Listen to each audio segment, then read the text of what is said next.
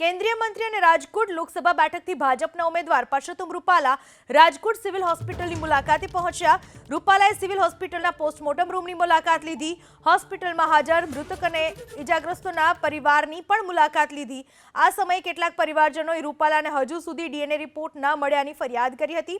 રૂપાલાએ ઝડપથી રિપોર્ટ મળે તે દિશામાં કાર્યવાહી ચાલી રહી હોવાનો વિશ્વાસ અપાવ્યો હતો।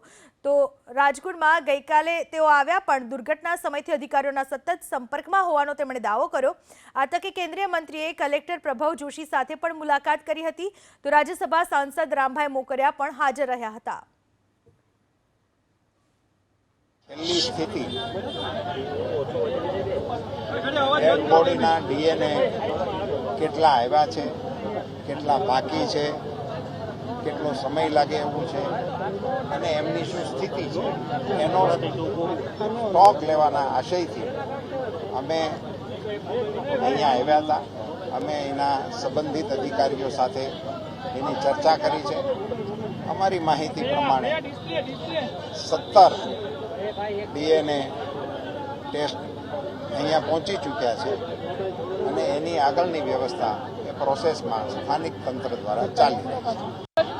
લેટેસ્ટ આંકડો શું છે? કેટલા રિપોર્ટ્સ આવ્યા છે? મૃતદેહો કેટલા સોંપાયા છે અને ક્યાં કેટલી પ્રક્રિયા ગાંધીનગર ખાતે થઈ રહી છે એનો કોઈ આંકડો? 27 બોડી સ્થળ ઉપરથી આપણને મળેલા છે।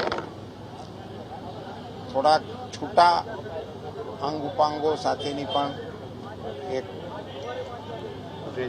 ત્યાંથી આપણને મળેલી છે।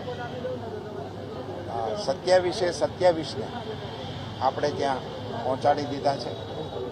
એમના વાલીઓના પણ ડીએનએ ઉપલબ્ધ હતા, એના બધાના પહોંચાડી દીધા છે। એ પૈકી 17નું મેચિંગ પણ થઈ ગયું છે। એટલે અત્યારની સ્થિતિએ 10નું મેચિંગ બાકી છે, જેની અવેટ કરી। 54 કલાક વીતી ગયા પછી કેમ આવ્યા? હું અહીંયા બીજે જ દિવસે સવારે 8 વાગ્યાનો અહીંયા જ છું।